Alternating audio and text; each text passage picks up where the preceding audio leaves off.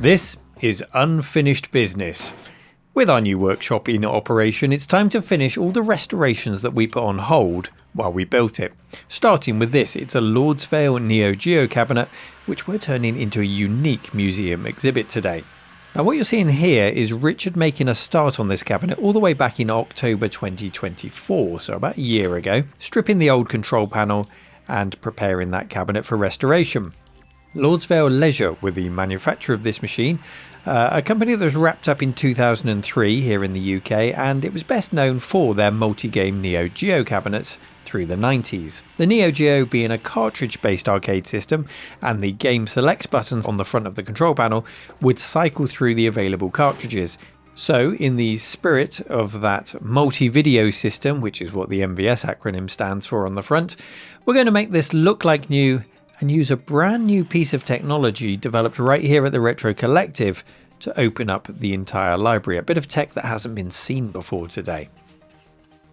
Now the old cabinet is pretty dusty and required a little bit of filling and patching up, but we've seen worse before. It wasn't rotten at least. It did have a Neo Geo board in it which was non-working, and we've put that aside for another episode as we don't need it for this build for what we've got planned, as you'll see, but we will fix that. The cabinet is an interesting 3/4 height style with no top marquee. It's just got the screen bezel and the speakers are at waist height. You can see some filling and reinforcing has taken place already here as Richard cleans it up and preps it for painting. Some of that work was carried out by Alex before he left the arcade archive, and it was nice to see him pop in last week to say hello. There he is. He's waving.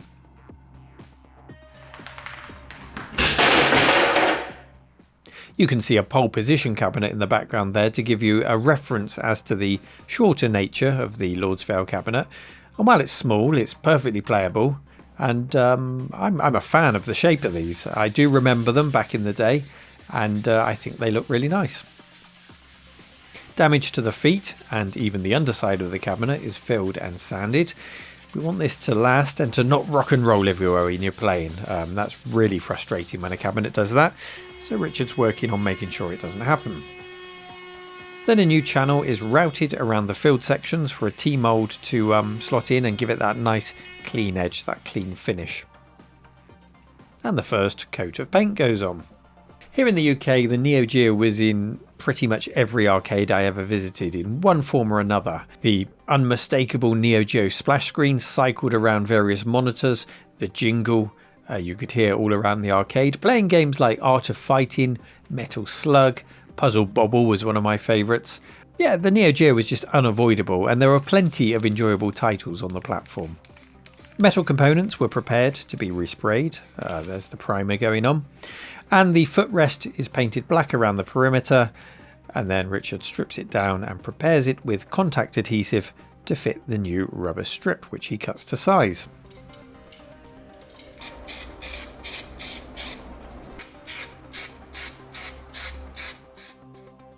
The coin box and the credit door have any loose paintwork stripped away. Both are prepped and resprayed to look nicer, but as always we don't mind a little bit of patina to keep it looking authentic.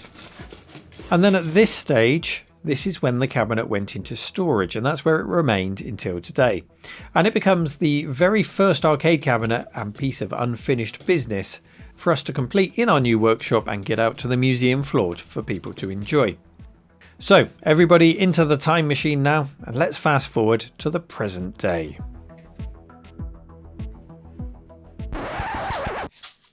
Bonjour, I'm Bongo Guy Barry, and this is my sock. So it is when I'm not making sweet music or catching the eye of your significant other. I'm surfing the web, that is, to PCBWay.com, so I am. If you're a bogoss like me, then you'll go there too for the world's greatest PCBs, CNC milling, and 3D prints, so you will. Will we go there now, to PCBWay.com?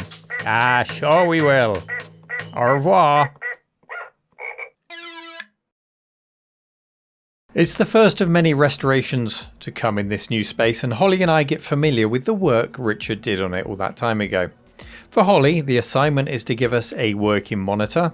I'll be on cosmetics, filming and any other light duties needed. Richard has some magic electronics to fit, and Dan will be on sticker duty. Now the monitor that was in the cabinet is in an unknown condition, so Holly tests it out with our CRT Tester 4000, a device that slowly eases the CRT to life and will detect dead shorts before we inadvertently blow it up. A selection of monitors is also assembled to prepare for the worst, but also we're finding candidates for a future episode of just pure arcade monitor repairs to share that episode with you, but also because we need that stock of CRTs in good working order. So you can expect that soon, and subscribe if you haven't already done so to see that. So we're going to put the power on first, see what we've got. I'm going to give it less power. I'm going to give it 137 volts. No current, no power, no energy, right? Nothing. Now the first test on the original monitor yields nothing, but the connectors didn't feel great, so I reflowed a few suspect joints before we tested again, and unfortunately there was still nothing. We won't abandon it, it just goes into the CRT repairs episode queue for a proper inspection, and a new candidate appears on the table. This one is also displaying problems. A dead short, which is not brilliant. So you want it to fade down ideally. There's nothing coming up from here, no static. Oh, it's gone down a bit. Is it? Oh, well that's good. That's really good. Right. So that could be, it could have been a short capacitor that's now forming. That's actually really good. I like that. You've got no HP. I would be, if I go back to normal,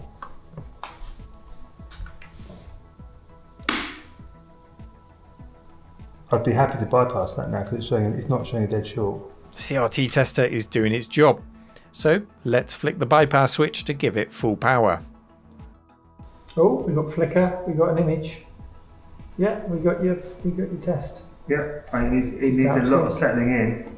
And we have life. Although we later saw the degauss circuit wasn't working, so we'll let that bed in for a bit. And then Holly later swapped out a broken PTC thermistor, which kicked that part of it back into life. But as I said, there's lots more of that sort of thing to come on the dedicated monitor repair episode. For this episode, we have a good monitor. What are you doing, Richard? I'm trying to work out where these speakers go. I can't remember, it's been a year. Do you know what? I can't even find. Do they not go in the control panel? Well, you say No, that. you've got two They speakers. might. Oh, no, they're it not doesn't look speaker like holes, speaker are they? holes, does it? Yeah, mate, it could be. I could just have the wrong speakers. That looks promising, doesn't it? I've already painted that as well, so I've cleaned it, painted it, so that is probably a speaker grill. Right, where does it go? Well, there, I guess. No, it says there. It's there, is It's it? there, so. Yep, okay. Okay. We now know where the speakers go, I just need to find the speakers. It is, of course, hard to remember when you started something so long ago. While I clean the cabinet in preparation for final painting and artwork, Holly is cleaning the monitor chassis with window cleaner to shift a few decades of grime, having safely discharged it before disassembly, of course. Please do enjoy watching this, but don't use us as a guide to safely work on your own CRTs at home, please. We'd hate to be responsible for you getting zapped. Use the yellow pages. Find your local CRT repair specialist.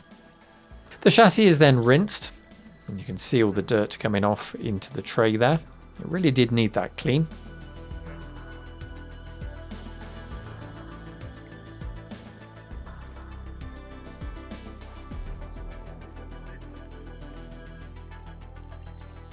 And then after another clean rinse, under the supervision of Car Park Cat, we took the tube outside for the same treatment. As you can see.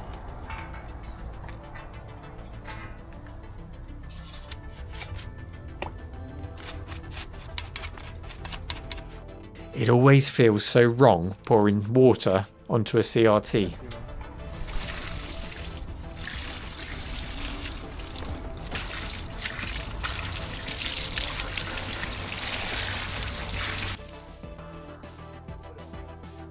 Drying is sped up using my air blower.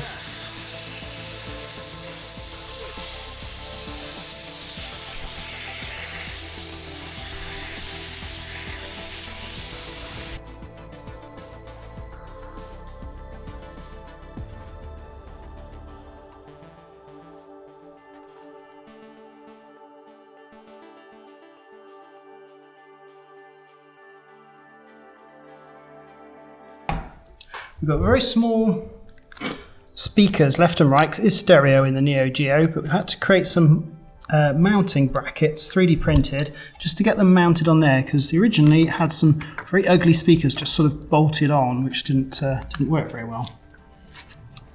So they will go in like that and be more mounted in there.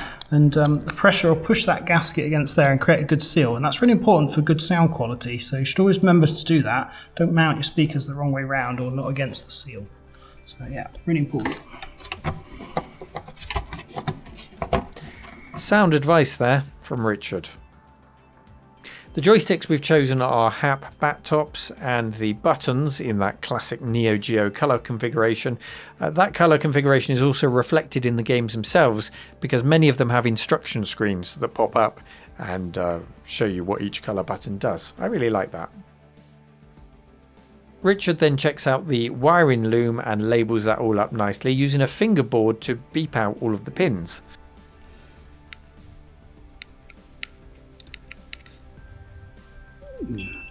Oh, it's that one, which is Neo Geo Select, so we won't actually need that button. Right, fine. And while he's doing that, Dan and I check out the side art that was in the cabinet.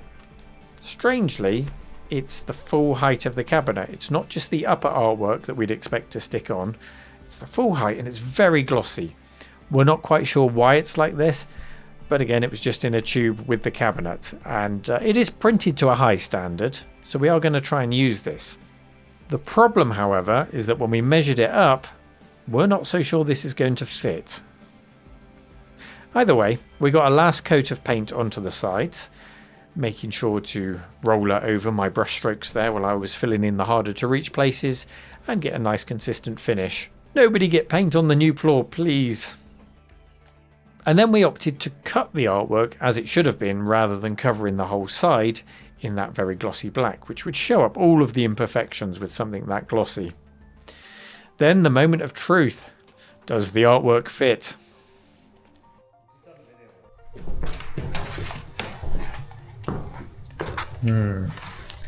That is too big.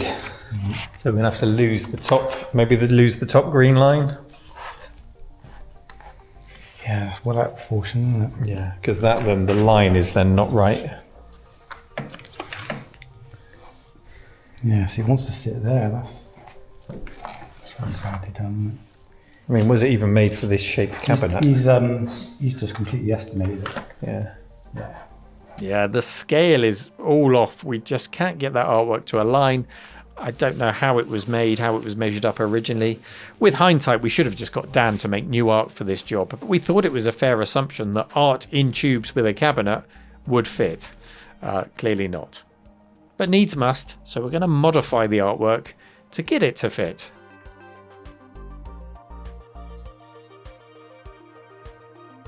And then we're into the final assembly. I gave the bezel a clean up, and notice how the marquee, as it were, is incorporated into the top of the glass bezel, as there's nothing on the top of the cabinet for a traditional marquee.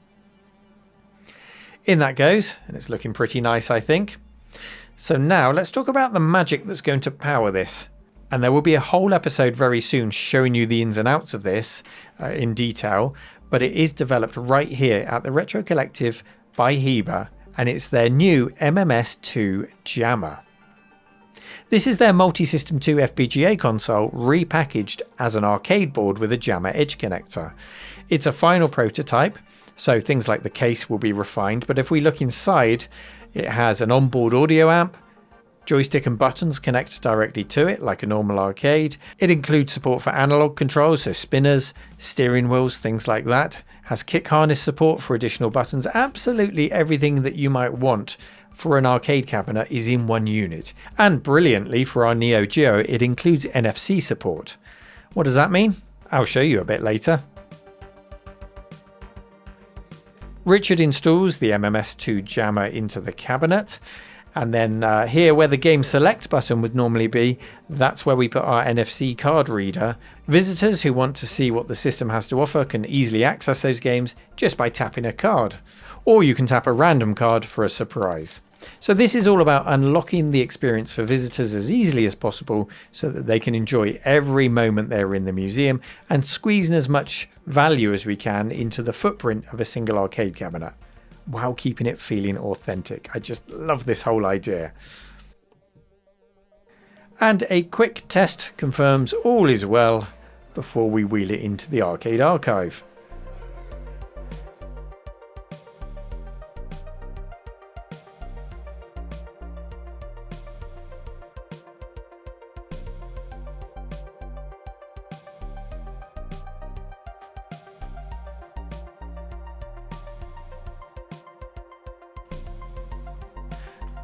And you may spot in the background volunteer Barry taking photos on his Game Boy camera. They're 128 by 112 pixels, in case you were wondering what the resolution was.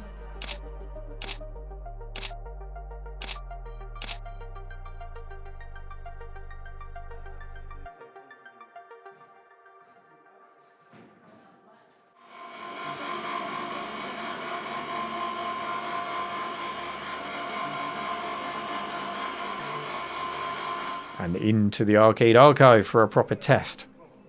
Once in there, we find the Lord's Veil performs perfectly.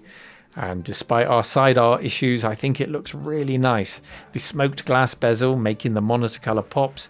Everything feels great. And the refurbished control panel is really tight, no problems there, with great sound coming out of those speakers.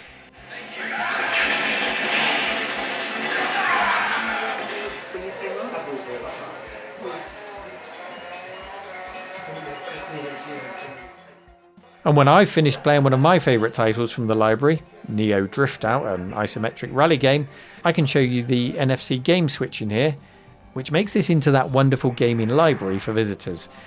Quick tap, and you have a new game to try. And if you've got any questions about that or the MMS2 Jammer, do leave a comment because I'll pick them up and include them in the MMS2 Jammer dedicated video soon. And so, this business is no longer unfinished. Our first machine to exit the new pump house as a finished project, and one of many more arcades, computers and consoles to come, all in the name of sharing this history with you and our visitors, as you can see is happening here at the weekend when the Neo Geo was tried out by all the visitors, where it seemed to be thoroughly enjoyed. And we in fact had our guest speaker day on the Saturday and public day on the Sunday, so it had 2 full days of hammering, and it stood up to that just fine. So this is one happy Neo Geo cabinet. I hope you enjoyed seeing this restoration, this bit of unfinished business, and we've got so many more like Sprint 2, like Gunfight, other machines that you've seen started in the past but not finished because of this pump house project, and that's what unfinished business is all about. We're going to get closure on all of those and of course bring you plenty of new videos. If that's your kind of thing, please subscribe, help us to edge towards the 200,000 subscriber mark, support our museum, sign up to patreon.com/The Retro Collective if you'd like to support what we do, and we look forward to seeing you in the next video. Take care.